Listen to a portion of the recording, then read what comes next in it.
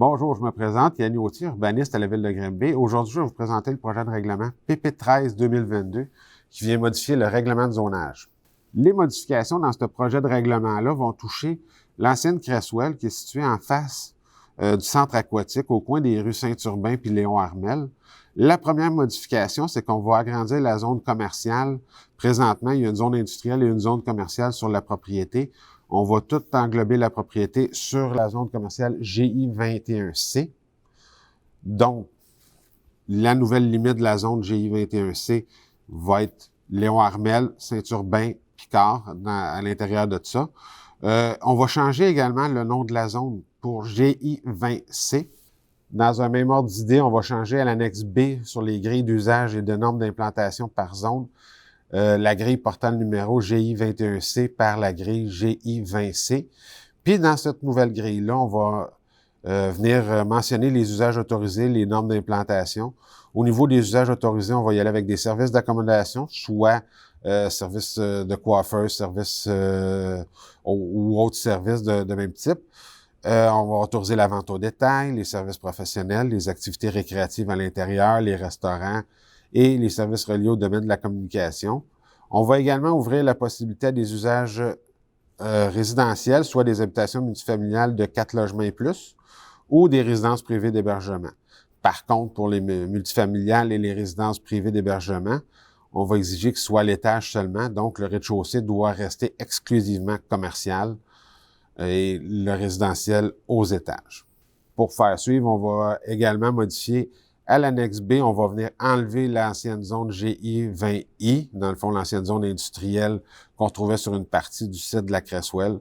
On va l'enlever pour conserver, comme je disais, uniquement la zone commerciale GI 20C avec les nouvelles normes d'implantation, nouveaux usages qui vont être autorisés pour ce secteur-là. Comme dans la vie publique, comme mentionné dans la vie publique, le premier projet de règlement est adopté par le conseil municipal lors de la séance du 24 janvier 2022.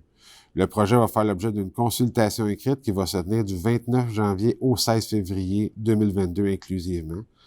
Pendant cette période, on invite les citoyens à faire part de leurs questions ou de leurs commentaires par courriel ou par écrit en suivant les indications mentionnées dans la vie publique que vous trouvez dans le même onglet que la présente capsule.